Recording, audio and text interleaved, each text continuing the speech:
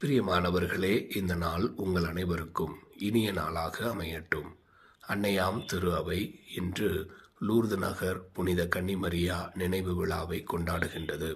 1858ஆம் ஆண்டு பிரான்ஸ் நாட்டில் உள்ள லூர்து நகரில் இருக்கக்கூடிய மசபியேல் குகை அருகிலே பெர்னதத் என்கிற சிறுமிக்கு ஏறக்குறைய 6 மாதங்களில் 18 தடவை தனக்கு காட்சி கொடுத்து அந்த சிறுமியிடம் அன்னை மரியாள் நானே அமல உற்பவம் என வெளிப்படுத்தி உலக நாடுகளுக்காகவும் பாவிகளுடைய மனமாற்றத்திற்காகவும் ஜெபமாலையை தொடர்ந்து ஜெபிக்கவும் அந்த சிறுமிக்கு காட்சி கொடுக்கின்றார்.